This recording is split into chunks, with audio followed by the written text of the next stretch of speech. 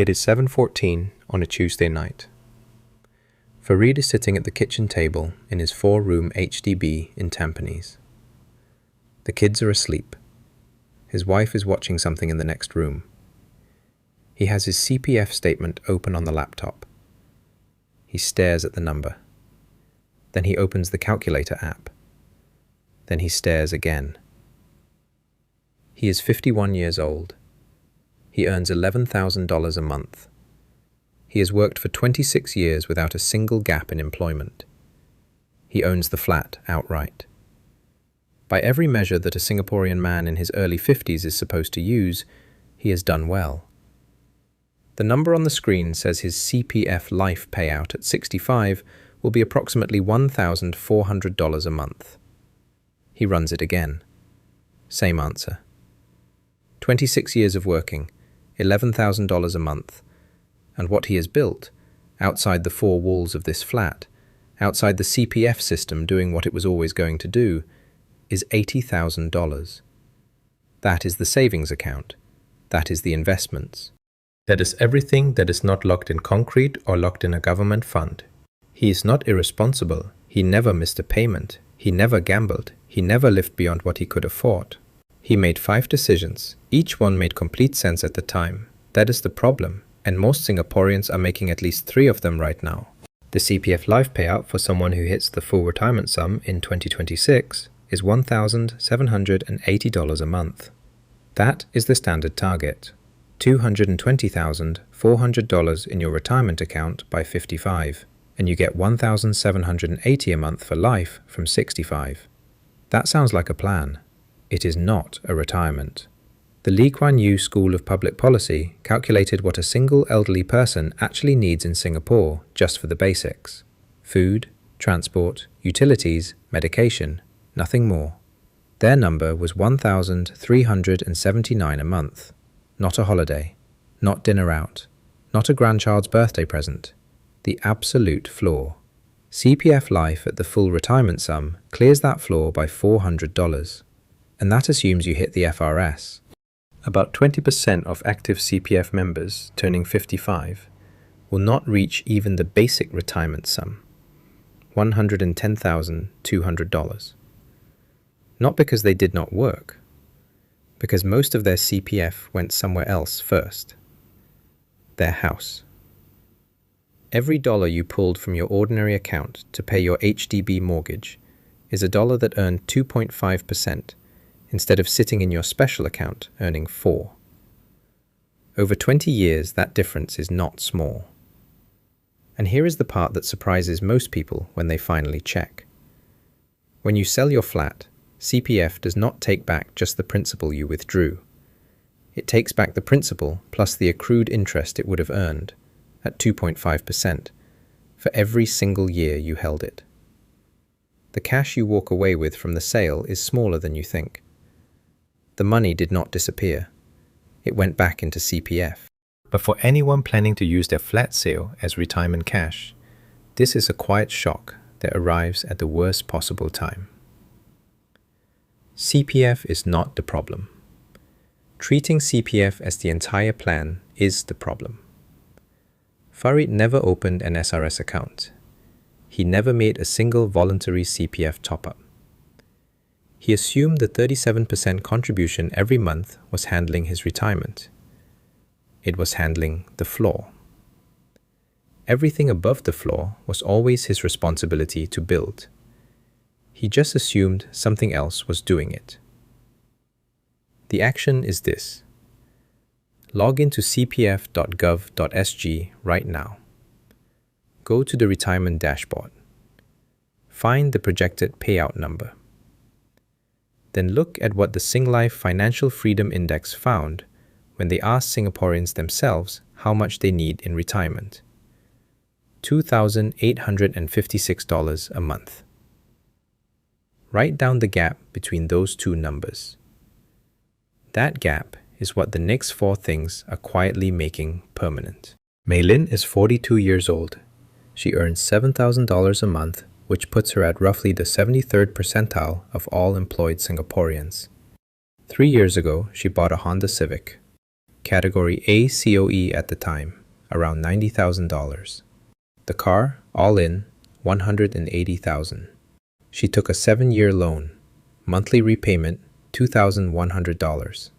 She does not think of herself as someone who spends carelessly. She thinks of herself as someone who works hard and deserves a comfortable commute. Here's what that comfort is actually costing her. In the first bidding exercise of June 2026, category A COE closed at $126,009. Category B, $126,989. A basic category A family sedan, not a BMW, not a Mercedes, leaves the showroom today at above $160,000 all in. Over 10 years of ownership, including depreciation, insurance, road tax, parking, petrol, and servicing, the total cost of owning a mid-range car in Singapore sits between $200,000 and $300,000. This is from current market data, not a worst-case estimate. This is the average. $200,000 invested in CSPX, the Irish-domiciled S&P 500 ETF that charges 15% withholding tax on dividends instead of the 30% that the American-domiciled VOO charges, at 7% average annual returns over 20 years, becomes approximately $774,000. That is the gap between a retirement with breathing room and a retirement without it, parked in a car park. 60% of Singaporeans use MRT as their primary transport. Singapore's public transport network connects every residential estate on this island. A monthly transport card costs around $120. For the majority of Singaporean families, the card does not solve a transport problem, it solves a status problem. And in Singapore in 2026, that solution costs between $200,000 and $300,000 per decade. Farid bought a Category B in 2018 when COE was around $35,000. He thought he got in cheap. The loan is finished now, but the depreciation, the running costs, 10 years of insurance and parking, and petrol, that car consumed approximately $210,000. None of it compounded. He is getting a second cat, not a second car. Before your next car decision, go to smartcalculator.sg and run the total ownership cost calculator. Get the 10-year number, then put that same amount into a compound interest calculator and see what it becomes over 20 years. Make the decision after you have seen both sides. Sarah is 38 years old, senior product manager at a tech company. Monthly income, $10,000. She is doing everything correctly. A monthly RSP into CSPX, an $8,000 CPF top-up every January for the tax relief and the 4% guaranteed return, and a full 15,300 SRS contribution every December invested into Singapore REITs. She is genuinely ahead of 90% of people her age. Last year, her HDB in Bishan hit its minimum occupation period. The resale market is running hot. She and her husband sat down and calculated that selling now and upgrading to a condo in District 15 is achievable. TDSR clears. The bank has already indicated they would approve the loan. The numbers work. She knows they work. That is the problem. Her current mortgage payment is $1,400 a month from CPF. The new mortgage will be $3,200.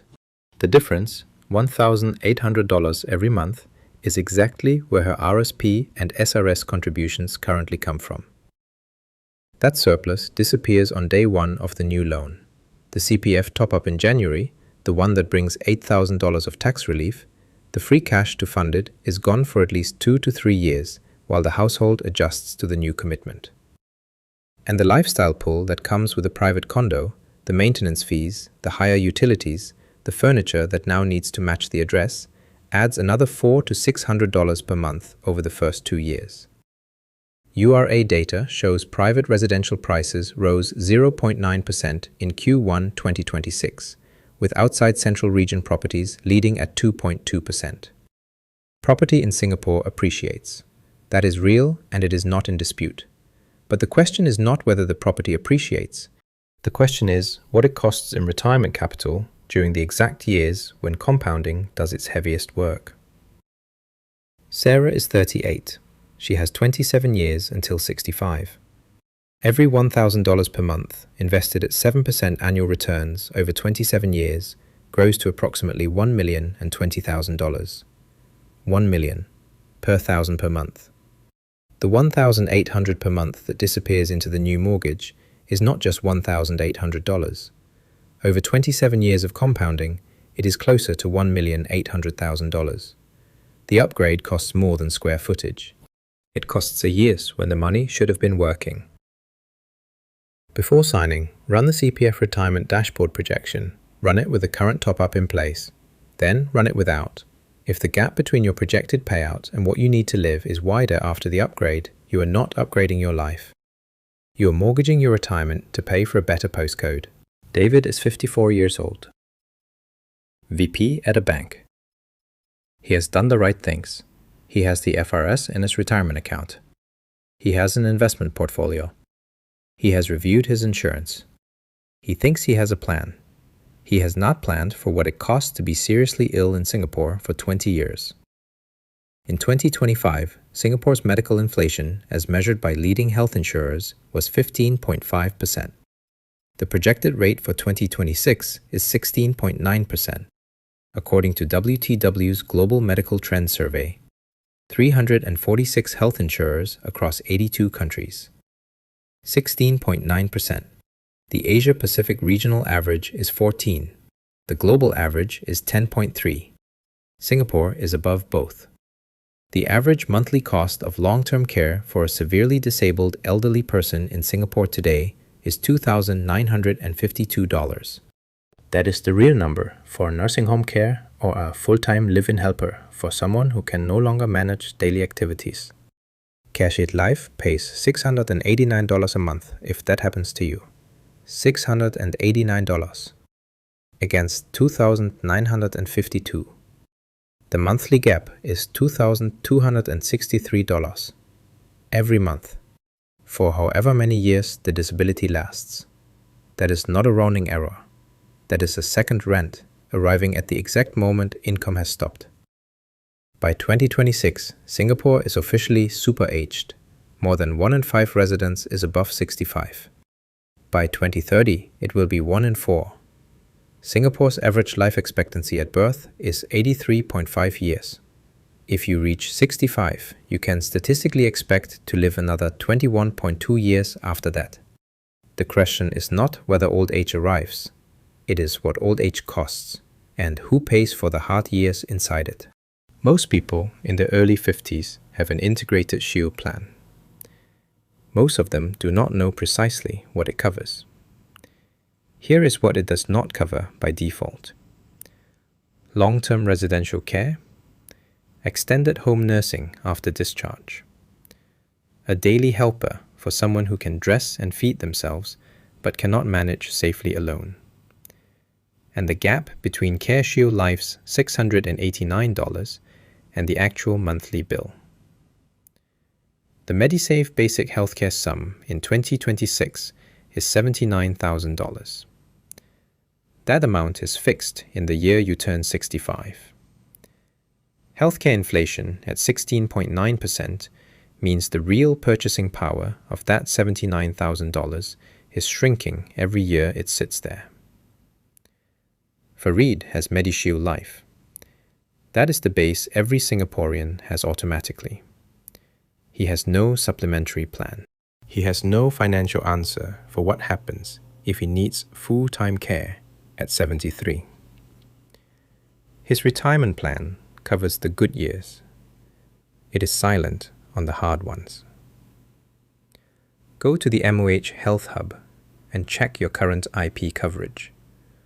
Find specifically what it covers for long-term care versus acute hospitalization.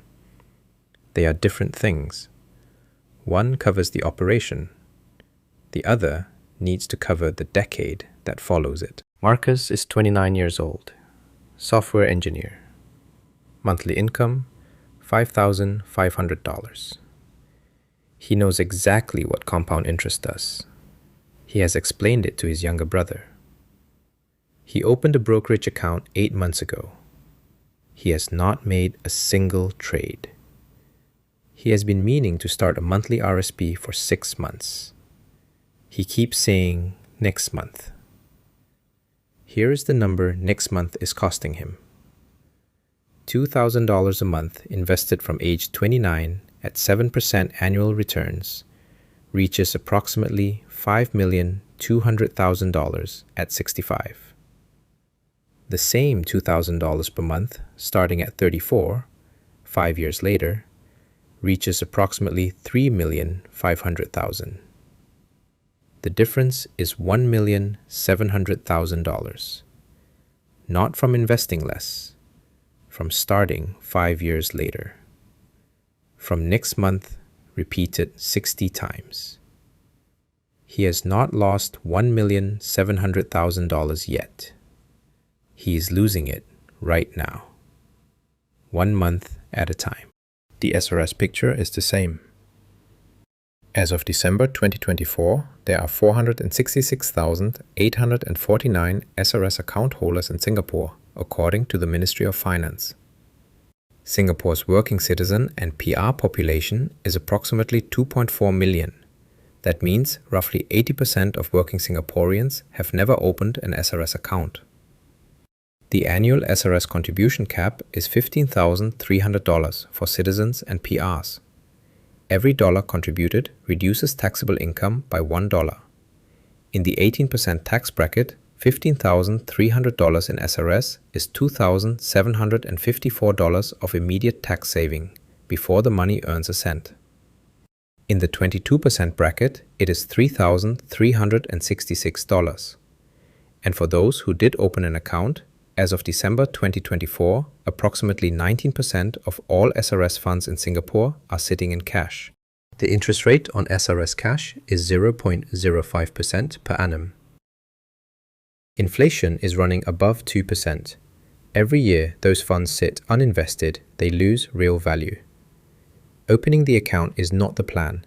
Opening the account and putting the money into CSPX or Singapore REITs or Singapore savings bonds, that is the plan. One more number.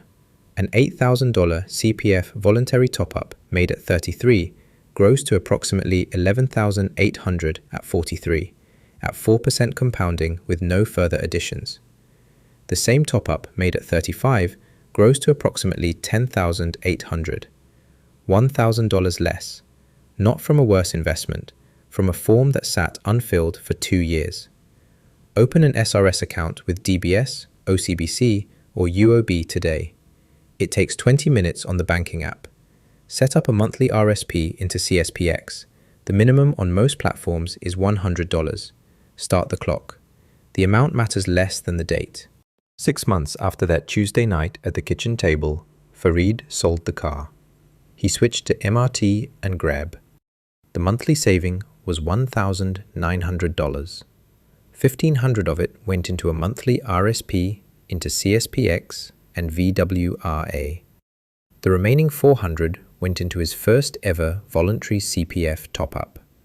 Before December, he put $5,000 into an SRS account. Not the full $15,300, but enough to reduce his taxable income and save $900 in tax, which he immediately reinvested.